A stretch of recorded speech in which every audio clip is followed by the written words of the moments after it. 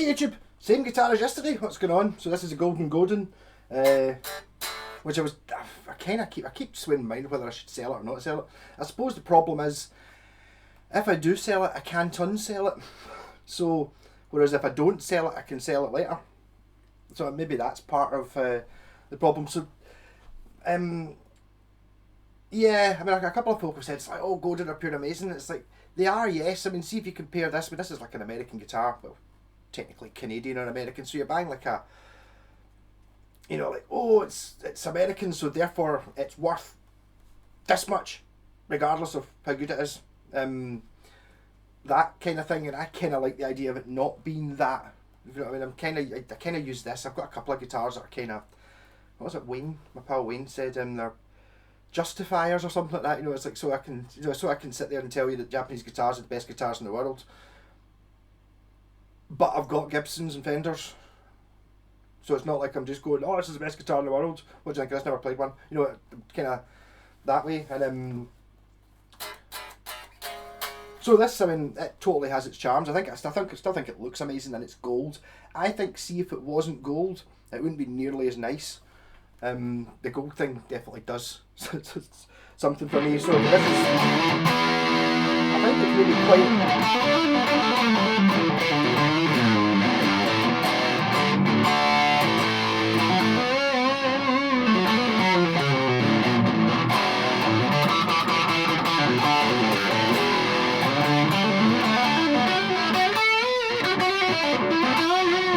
It's got a wee bit of an identity thing. It's kind of its own thing. I'm not really sure what to do with it. Like, when you play it, you know, someone gives me a telly, and I'm like, right, here we go, bang, I know what a telly is, I can play it like a telly. Whereas this, it's not really, it kind of sits somewhere in its own wee island. I'm not really sure exactly, it's not immediately obvious what you're meant to do with it. I mean, 24 frets, you think, oh, 24 frets, shredding. P90s kind of vintage, and it's not really shreddy shape. The neck on it's quite thin. It's an unfinished neck, or not unfinished, it's like an oiled finished neck or something like that, made of, Godin used funny woods. So I mean, I don't think this is like mahogany or something. It'll be, you know, beech or alder or something a bit fancy that grows in Canada. One of the reasons I had to buy a Godin was there's a YouTube video of the factory, like a factory tour, maybe about 5 years ago, and it's got Robert Godin, who's the guy who owns it. I don't know if it was maybe his dad started the company or something like that. But still a family thing, and you see him and he's kind of in the Canadian forests where they shoot Stargate. It just basically just looks exactly like Stargate and all these things. Forests and mountains and stuff, and he's got like a big warehouse. There's a big warehouse there at the end of the yard, and it's up here, that's where all the bodies are stored and dried and all that stuff. And then that over there, that forest there is where we get the necks. And then if you look, see that mountain there, just behind that, that's where all the bodies are grown and all these things. And I love that whole concept of, you know, it's all kind of made from parts that came from there, sort of thing. I mean, I'd love to do that if I'm building guitars. I'd love to build guitars here in Scotland and use stuff that grew up the road. And that'd be fantastic, rather than, you know, importing, you know, American maple and all, whatever else from all over the world. Just the idea of just having stuff that's made on site, which this kind of is, apart from obviously it's sent to America so it can, for that tax breaky thing or whatever it is it does. So it's like Canadian but finished in America, you know, pickups and bridge put on in America, but everything else is, it's made in Canada but assembled in America, which is the same sort of thing. A lot of BC Rich did it. Other companies did that in the early 80s, when they're sitting there with their American guitars. It was actually Japanese guitar that was shipped over and then assembled. You know, that's where it got its pickups put in it, and it's like, is that really building the guitar? Because if that's building the guitar, I build guitars all the time. You know, and it's like, if you actually, you know, cutting the wood out, sticking the neck on and doing all that stuff, don't know. Yeah, so enough of this guitar. My plan was, this is my P90 guitar, so that's my justification for having kept it all this time. Plus it's like Godin, so it's quite nice. I mean, it's very pretty. Plus it's got that thing with the really low to the body pickups. But what I did was, I modified this to take P90s. This guitar had 2 single coils in it, and it's kind of like a G-Sonic or something like that. And it struggled a bit with maybe having a bit of an identity. Because before it was like sort of, I've said this before, when if you look up an earlier, this is a Aria THOR sound So I've done videos of this before. If I was a bit cleverer, I would put the link up there. I saw a thing to do that, so I might actually have a go at doing that, try to put a link there to the video of this guitar when it still had 2 single coils in it. This is, I'm not sure exactly what model it is. It might have said what model it was on the truss rod cover, which I don't have. It's been modded before though, so it's like by cutting out and putting these P90s in it, I didn't really damage its value because it doesn't really have any value. That's kind of one of the things about this compared to the Godin. This is worth nothing like as much as a Godin, and the fact that I looked up the Godin on Reverb, which is always where you go to get what's the most ridiculously overpriced amount that this guitar could possibly be worth, and someone sell one for 1100 quid, and it's like, if someone's going to offer me 1100 quid for it, I can't keep it. That's ridiculous. I'd buy 10 guitars for that. So this is a THOR sound. It doesn't really appear in any of the catalogues for Aria Pro. The THOR sound sort of starts at a TS300 is the model, and it's fancier than this. This is obviously a very basic one, the most basic, so I'm thinking the TS300 is just basically more expensive looking, and then like the 400s maybe got like a set neck instead of a bolt neck, and then the 500s maybe got like a through neck, and these are like humbuckers, coil taps. You know, they just get fancier, but it's basically this sort of design, the THOR sound. So I think this is maybe a 100 or a 150 or something like that. There's another version. This is the 2 pickup one. There's also a 3 pickup one with a sort of Strat layout. So that's why I was thinking, you know, maybe this is a 100. The one with 3 pickups is a 200, and then 300 is the sort of one that made it into the catalogues. I think these were sort of budget ones, possibly only for the European market. I have seen another couple of people having them on Facebook and stuff like that, and they're all like, oh, I could never find another one. And it's like a strange one. This one's from 1982, bolt on neck. And I was always thinking, before it was kind of, when I had the 2 single coils, it was like telly wiring, you know, 2 single coils, 3-way switch, sort of like an SG, but not, you know, like, but unsymmetrical, asymmetrical. Sort of like a Strat, because it's kind of like a Strat neck, but it's got the 25.5 inch scale, I think, I'm pretty sure of. Again, I'm going to look and see if it's there. Yeah, I do actually have. Sometimes the measuring tape is sitting on the floor there, and sometimes it isn't. I don't know. So it's a Strat scale. It's got like a sort of Les Paul type headstock, you could maybe argue. The neck on it is very different though from everything else. It's nothing like the Godin. It feels twice the size. It's very wide and flat, or it feels very wide and flat. See, it's a 3-piece, and if I don't know, you can see the figuring on the maple parts is beautiful to look at. This one has the tuners have been replaced with Wilkinson ones, I think, which are really good. If you're looking at buying Grovery type things, these Wilkinsons are better than Grovers. They just look the same, or better than see the Grovers you get on modern Epiphones. They're not.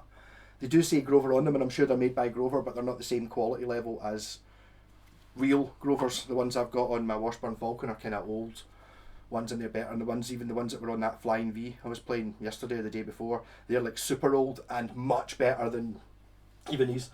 But Wilkinson parts, the bridge saddles have been replaced as well with these sort of rollery ones, which do work on it. But it's like, there's a wee bit of, see if you ever wanted to intone this anymore, like if you put a different gauge of string on it and there's not really any further back you can get it. Where it is fine, it does work. That's kind of the same. I've heard people complain about that with the Washburn Falcon and Eagle and stuff as well, that if you put, I can't remember which way round it goes, if you put 12s on it, you can't intone it because the saddles don't go far back. I mean, I've got 10s on mine, and basically the E saddle's kind of as far back as it can go. So it's like there's not as much play in it as you would like if you were going to use 12s. I don't know. I wouldn't use 12s anyway. Unless it was a short scale, a very short scale. Yeah, so this one has now got 2 P90s in it from my pal who runs his own T-Gun music channel, which I should have on the thingy. I should actually have something a bit better on there, shouldn't I? I wonder if I just type T-Gun, it'll come up with his channel.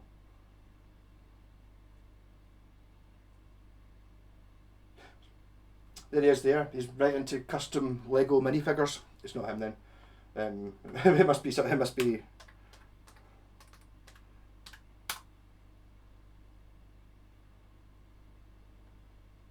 There it is.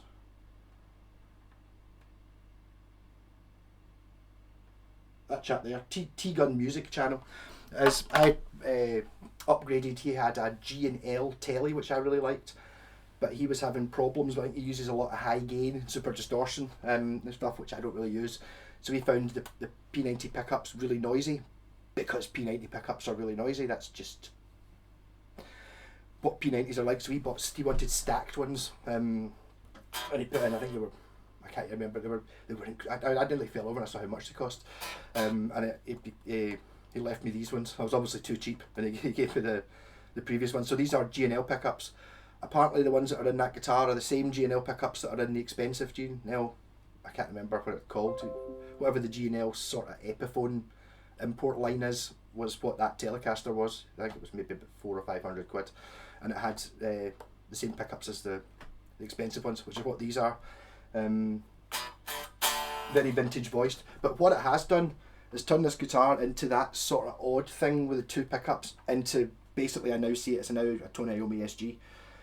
Slightly different. You don't really get SGs with maple necks, and it's slightly not offset, but it really, I think, has really added to this guitar rather than taken away from it. The thing about having the two single coils is, musically it sounded fantastic and it was really interesting, but there's something about just having the two single coils kind of makes it look really cheap and budgety, because you think, you know, 3 single coils is fine, that's kind of alright, but why would you just put 2 in unless you were trying to save money by only putting 2 in instead of 3? I suppose that means you don't need to use a 5-way lever switch either. But this is like quite a cheaply built thing. When I say cheaply built, it's designed to be cheap.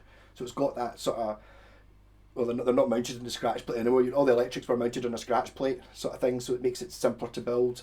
It's made of some sort of crazy wood that doesn't really have, I don't know what sort of finish you would call that.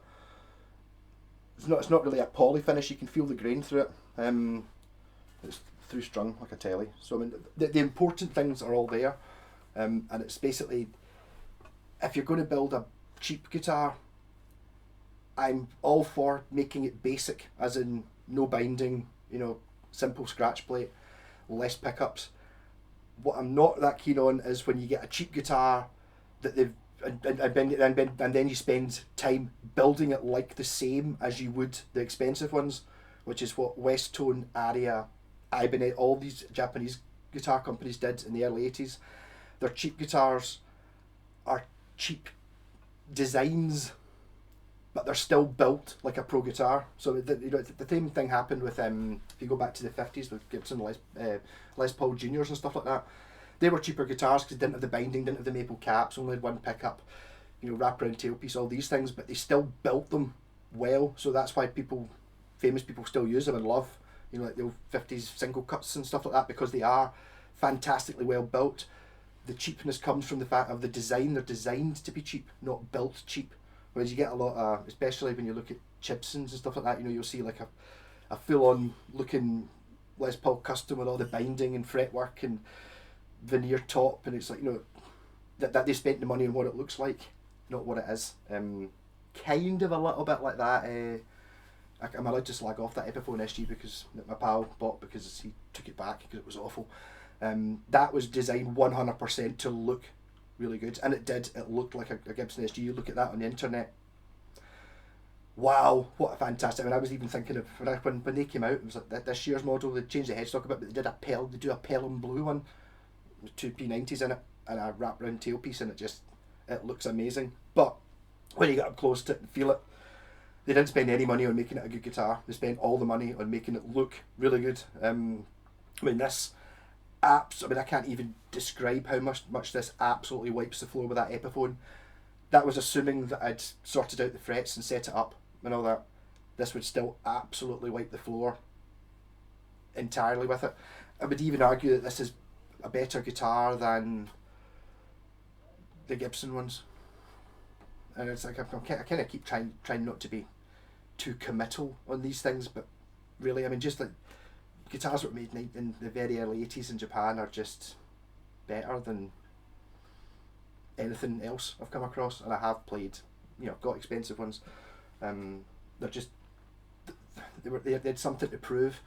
You know, it's like you're sitting there and it's like, even, but especially if you go back to, you know, around about that time when Fender and Gibson were making guitars, and when their guitars weren't particularly good. Now they're kind of worth money, but if you go back 10 years or something like that and look at what they were worth and what people thought of them, it's like pure, you know, like a 70s Les Paul, pure shite. You know what I mean? Because obviously the 50s one, that's a different kettle of fish. 50s Fenders and Gibsons are like, they're built this quality.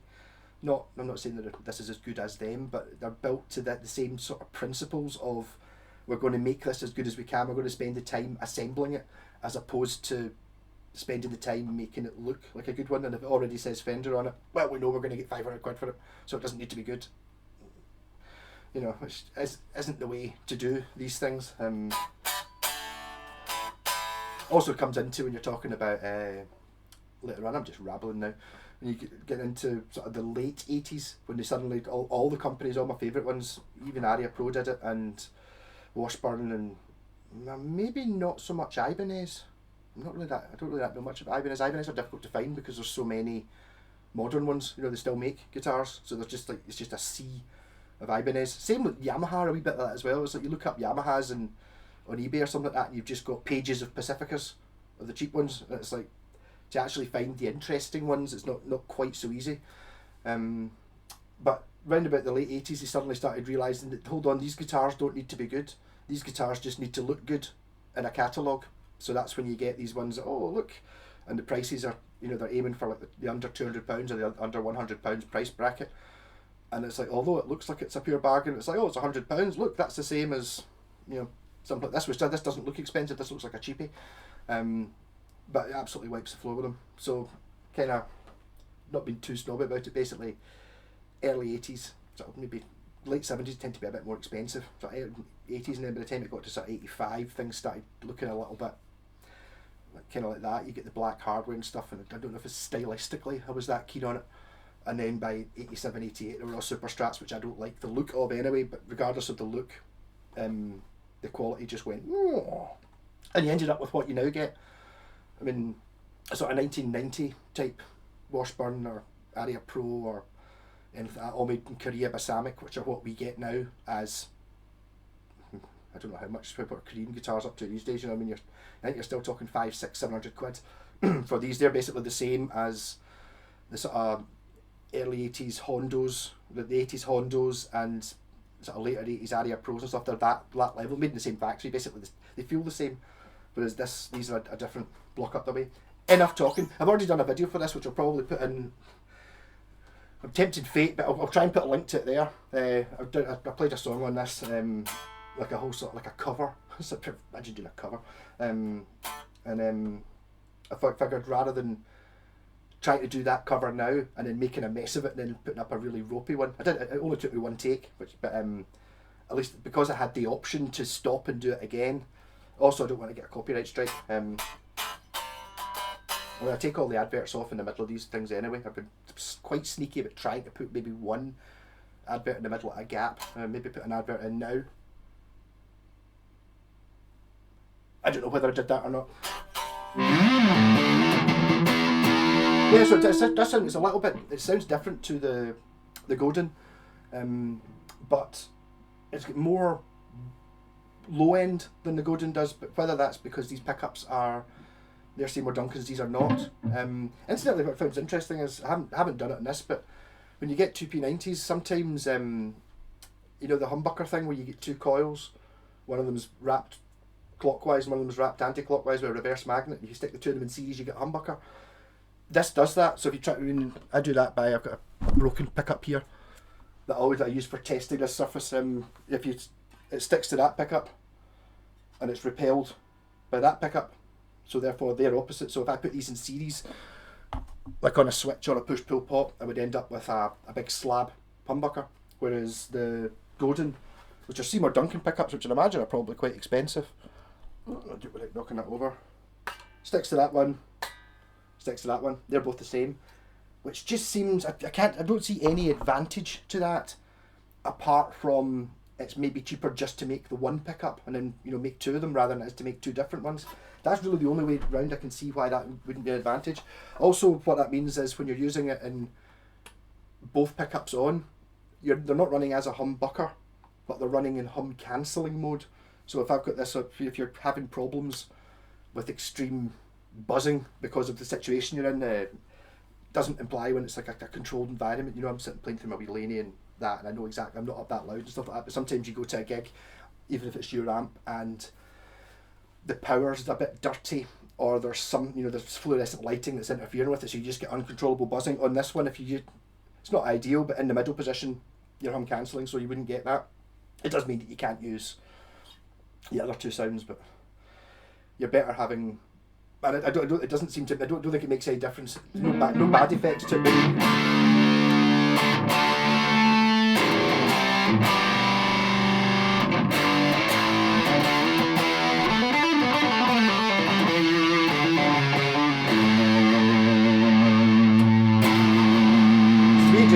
It just screamed Black Sabbath.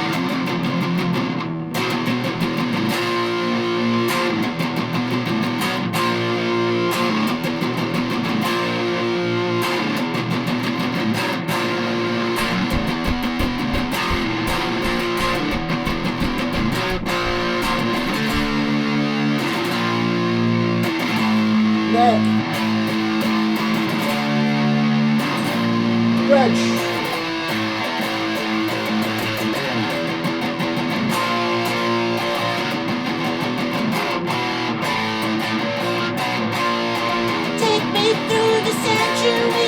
Supersonic gears, electrifying enemies drowning in this tear.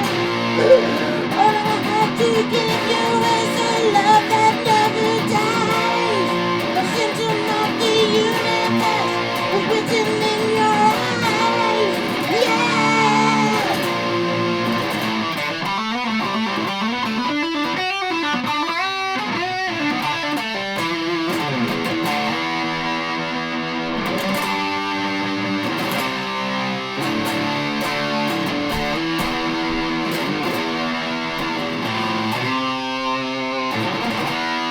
Try and play some Sabbath riffs.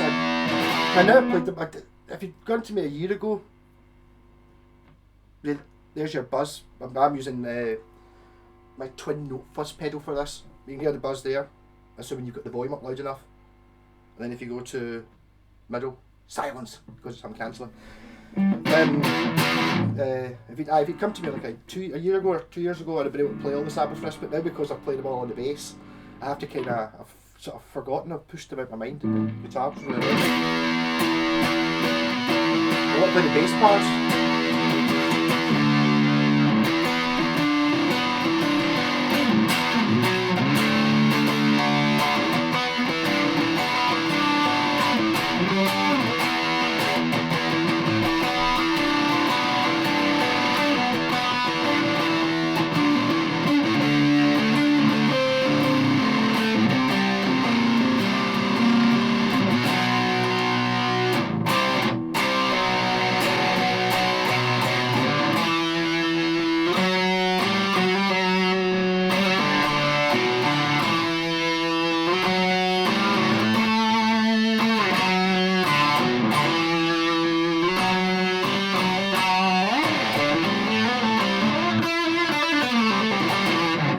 I get a copyright strike now on that, even though I intentionally left the cover that I did out so that I didn't get a copyright strike on it, because I don't mind I'll just put that video up without an advert if it comes to it. I'll just do that with this if it comes to it as well. Although I'm not really 100% sure how the copyright thing works. I've had it before. I did a cover of Sympathy for the Devil and they noticed it, and it just said this is not a strike, it just means you've got to share the revenue, so you get like half the ad. So instead of getting like a penny a video, I get half a pence a video, so it's a per watch. So that's alright. Try to think of some sort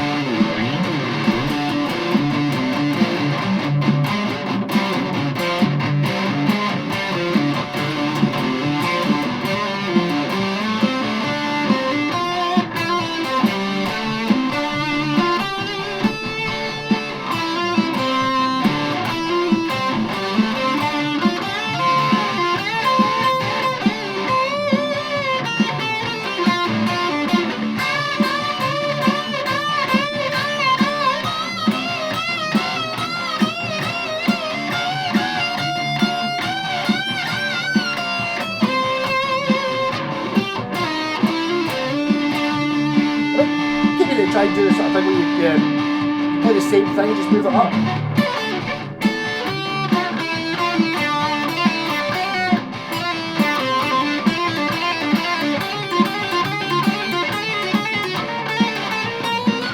We need to practice it a little bit, huh?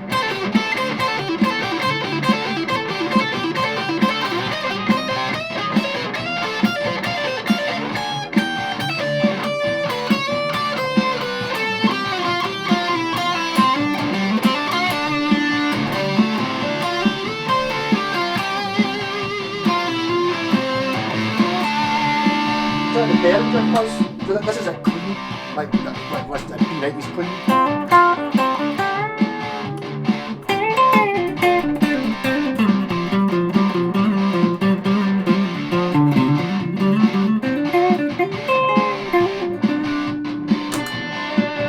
Behringer.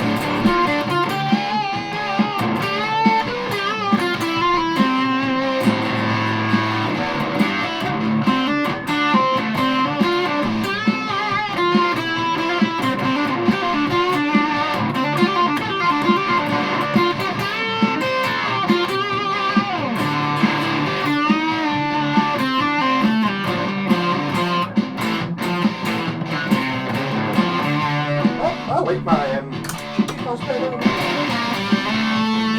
Yeah, let's get the Sabbath sound.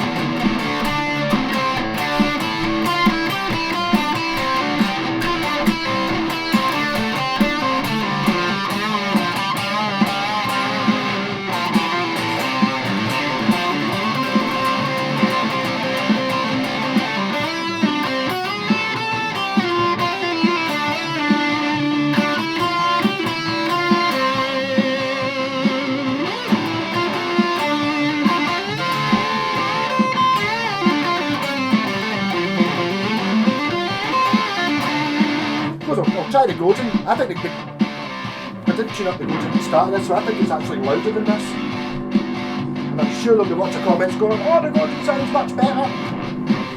It doesn't feel as good. Well, it's not as much to my taste. So this will be louder than that another time.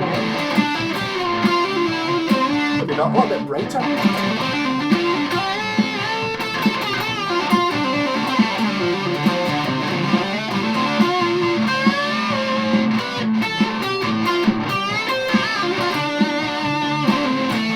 Well, yeah, definitely will.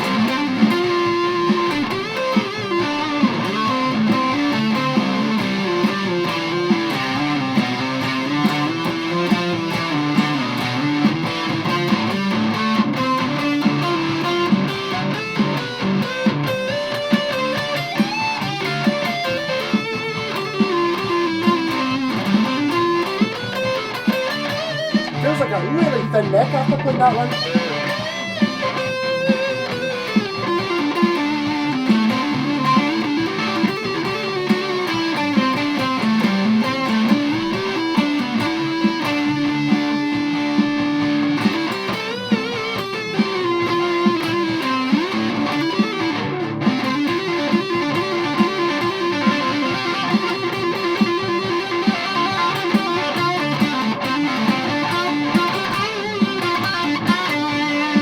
I'll try and play that exact same riff on the Aria.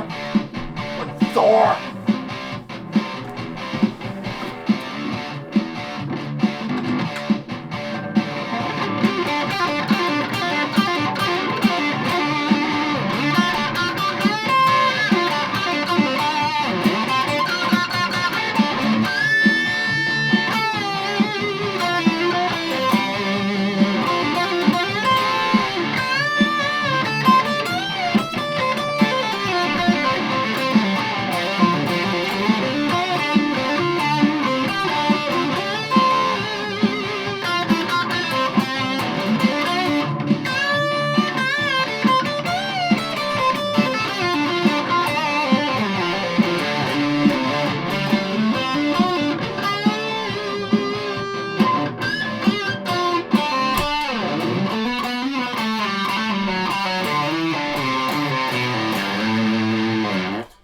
Yeah.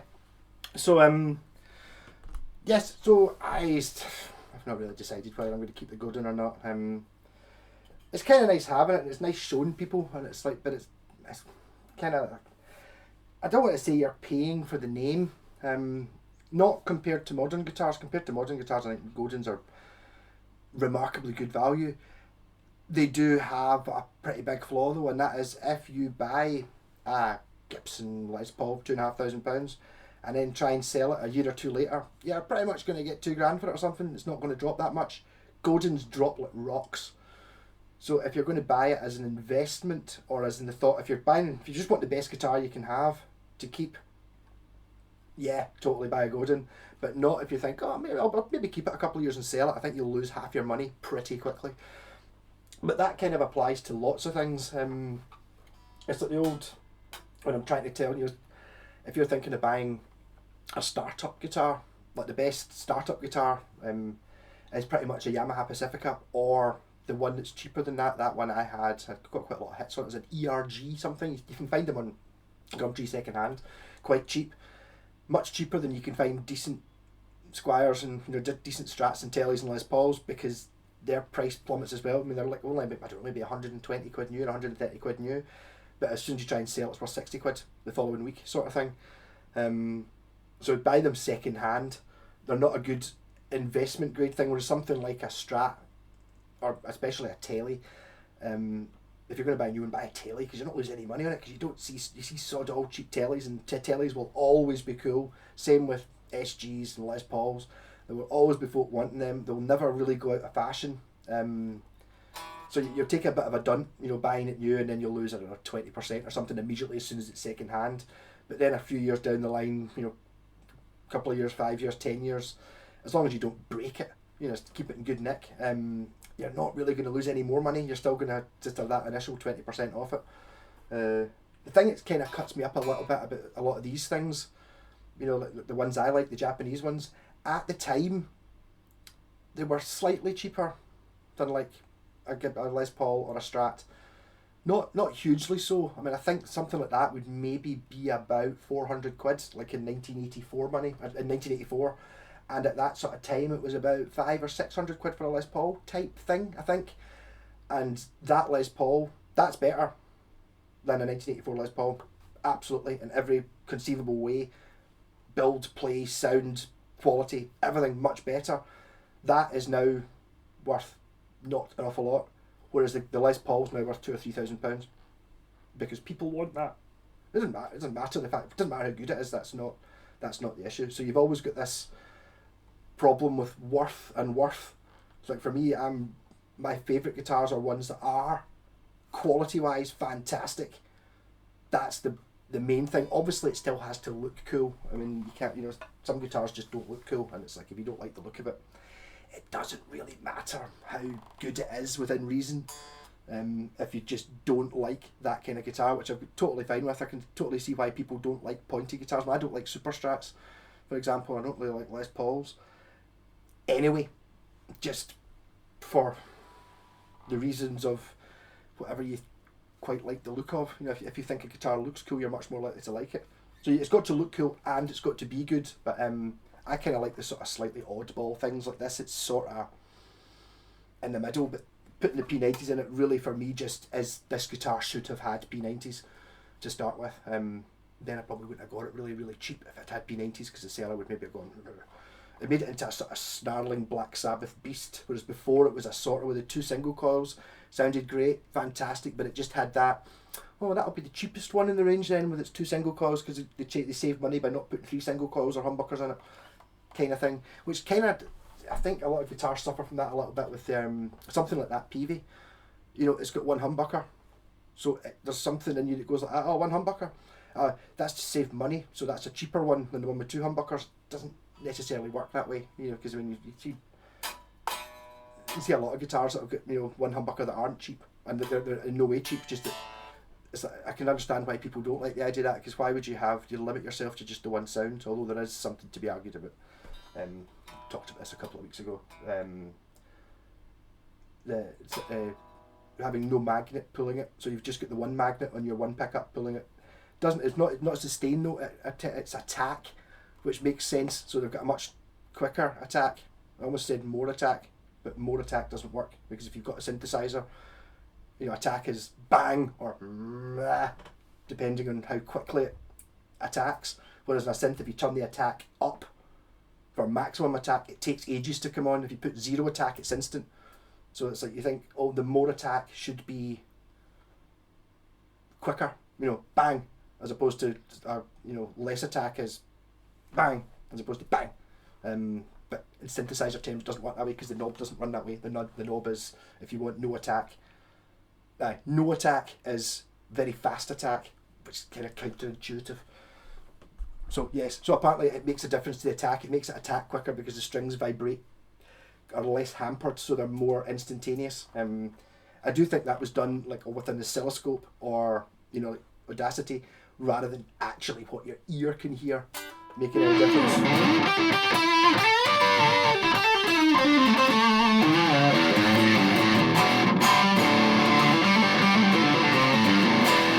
It's got a really weird neck on this. It's really wide, and I'm gonna say like it's like my SG standard or my SG special. More than that. But in that direction. Again, it depends on what it is you've been playing. I think if you're used to playing like a baseball bat neck, then this one is just going to be slightly bigger. It's not deep. It's not deep that way. So it's not a baseball bat. It seems dead wide this way, and it seems dead square, like that, as opposed to being C-shaped. It's definitely a D. There's definitely a sort of deep bat. One of my pals reckons, Dava reckons that you can see looking at it what shape it is if I hold it up like that. I don't know how easy that is. Yeah, but I mean, the whole idea that the triple laminate neck, what a great idea. That's as strong as, much stronger than a normal neck. I mean, that's why if you look at Ibanez RGs, the high end, the neck through ones and stuff, they're all multi laminates because you can make the grain, like the grain on these two outside bits will be running this way, and the grain on the inside bit will be running that way, so they're fighting against each other, so it's much less likely to twist, much less likely to warp, and basically stronger. Unfortunately, this one, if there was anything I could do to it, like from a specking up, I would like to have, no, but you can't have a single, or maybe can you? Maybe not. No, because it's a 3-piece thing, maybe you can't you can't have a 1-piece neck, or like you could, well, obviously you can't because it would be a 3-piece anyway, but you know what I mean, if it was like a, in fact, I do, who is it that's got a guitar that does that? I've played one. I can't remember what it was. There is a guitar you get that's like the 3-piece laminate neck, and it doesn't have a fingerboard. So when you look at the fingerboard, it's the same. It's like that. You know, you've got a strip down the middle and then 2 strips down the outside. I can't remember what it is. For some reason, I think it's my pal Andy that's got it. What's he got? No, he's got a Hondo. It's not that.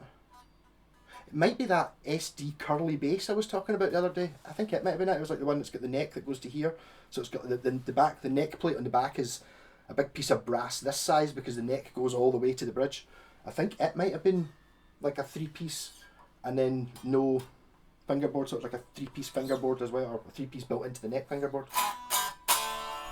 Anyhow, rock on. So Gordon, not decided. I've one of those things that I'm kind of quite tempted to maybe put it on eBay at a very high price and see if someone buys it. I'm not selling this one. This one's awesome. This is much more my thing, definitely. It's just got the look thing, and it's also got the ultimate non-snobbiness of being, well, it's an Aria Pro 2, which are good, and it's THOR sound, which is one of those things that if you're choosing names for guitars, some Aria have done some really good ones. They've got one called a Night Warrior, and it's like obviously you want a Night Warrior. Wayne's got a Blade Runner, because it's got blade pickups. You get THOR sound, you know, and it's like pure yes, and things like that. You know, it's like the Vulture, and even the Ibanez Blazer. You know, it's like pure yeah, and then you just get other guitars that are sort of, not that I'm mocking this, but it's like pure, oh God, and what is it? An LG.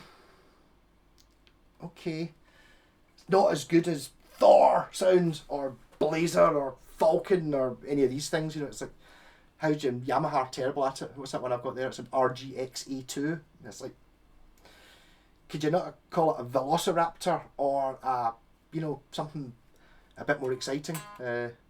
Washburn, not so good with Force, a Force 3, not so interesting. With the Stage series, you know, it's like, oh, an A10. Whereas if you go to the Wing series, you get Vulture. Like, Yes. Enough of a rant. Rock on, and hello to a guitar shop. Someone was messaging there. A guitar shop in Hamilton, apparently. The guy's actually subbed to me twice because he lost his phone. He told me that this morning. I was like, yes, I'll get 2 subs out of the same person. So if anyone's got had to open up another account, sub to me twice. If everyone did that, I'd have twice as many subs. Rocking, and hello to the guitar shop in Hamilton. I've never been there, but if I'm in Hamilton driving past at any time, and I will keep an eye open for a shop, and if it's there, I will go into it, and I will see if they recognise me. Rock on, catch you later.